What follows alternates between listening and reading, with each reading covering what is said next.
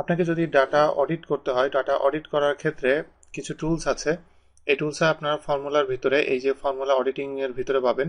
এটা ছোট, এটা যে এক্সাম্পলটা দেখাচ্ছে এটা অনেক ছোট একটা এক্সাম্পল, বাট অনেক বড় লং ডাটা শিটের ক্ষেত্রে অডিট করতে গেলে এভাবে আপনি যদি ম্যানুয়ালি এখানে ধরেন, তাহলে দেখেন এখানে সাম দেখতে পাচ্ছেন। আপনি বুঝতে পারছেন যে এই চারটা কলামের সাম করা হয়েছে, কিন্তু এভাবে লং শিটের ক্ষেত্রে এটা কিন্তু আপনার জন্য বোঝা একটু ডিফিকাল্ট। সেক্ষেত্রে ফর্মুলা অডিটিং ইউজ করে আপনি খুব সহজে বুঝতে পারবেন। তো সেটা বুঝতে গেলে আমি আপনাদেরকে দেখাই যে কিভাবে বুঝবেন। যেমন আমি এখানে একটা ডাটা আমি যদি সিলেক্ট করি, আচ্ছা তার আগে আমি আরেকটা কথা বলি। এই যে ট্রেস প্রেসিডেন্টস আর ডিপেন্ডেন্টস, এই দুইটার জিনিস আপনাকে বুঝতে হবে।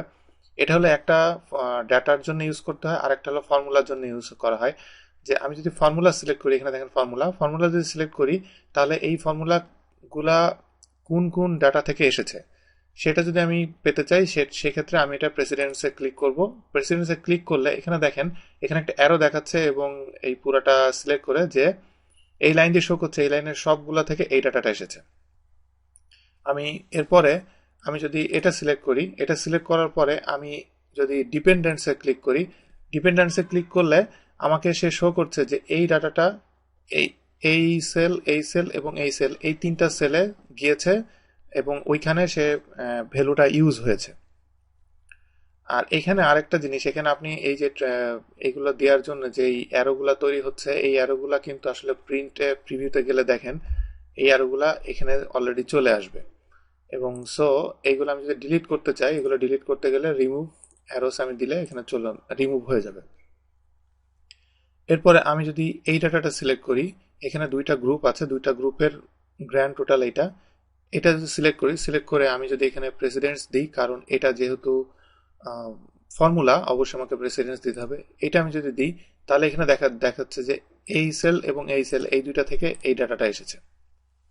এরপরে আমি যদি এটা সিলেক্ট করি, সিলেক্ট করে আমি এখানে যদি ট্রেস প্রেসিডেন্স দিই, তাহলে দেখেন যে এখানে দেখাচ্ছে যে এই চারটার এভারেজ করে করা হয়েছে, হয়ে এখানে এখানে এসেছে। তো এই কয়েকভাবে আপনি এগুলোকে আপনি ট্রেস করতে পারেন, যে কোন ডাটাটা কোথায় গিয়েছে, কোনটা কোনটার সাথে কানেক্টেড, এভাবে আপনি দেখতে পারেন। এরপরে আপনি যদি এমন হয় যে আমি এগুলো ডিলিট করে দিলাম, এই ডাটাগুলা ডিলিট করার পরে এখানে যদিও ইরোর জিরো দেখাচ্ছে, কিন্তু এইখানে দেখেন যে এগুলো সব ইরোর দেখাচ্ছে।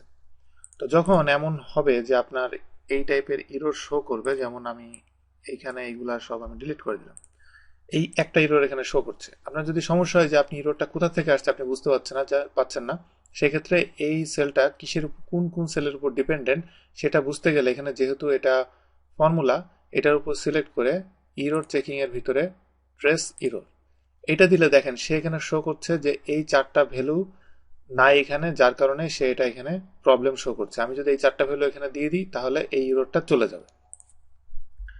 এইভাবে আপনি ইরোর চেকিংটা ট্রেস ইরোরের মাধ্যমে আপনি করতে পারবেন।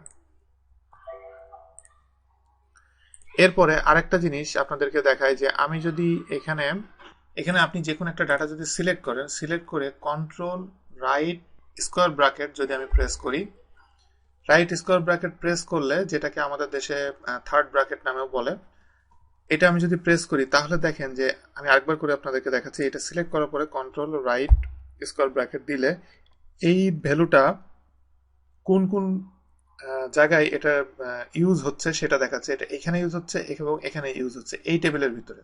আর ফুল শিটের ভিতরে কোথায় কোথায় ইউজ হচ্ছে এটা দেখতে গেলে এটা সিলেক্ট করে কন্ট্রোল এবং প্রেস, কন্ট্রোল এবং শিফট দুইটাই প্রেস করে আমি রাইট রাইট স্কোয়ার অ্যারো আমি সিলেক্ট করব।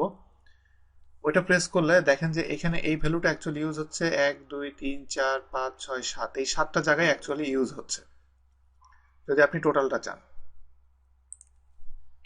এরপরে আমি যদি এই আহ, আমি যদি এখন এটা হলো ডেটার জন্য, আমি যদি এখন ফর্মুলার জন্য সিলেক্ট করি, ফর্মুলার জন্য এই ফর্মুলাটার জন্য আমি যদি সিলেক্ট করি, করে আমি কন্ট্রোল লেফট স্কোয়ার ব্র্যাকেট আমি যদি সিলেক্ট করি, তাহলে দেখেন যে সে শো করছে যে এই ডাটাটা কোন ডাটাগুলো থেকে এসেছে সেগুলো সবগুলো সিলেক্ট করছে।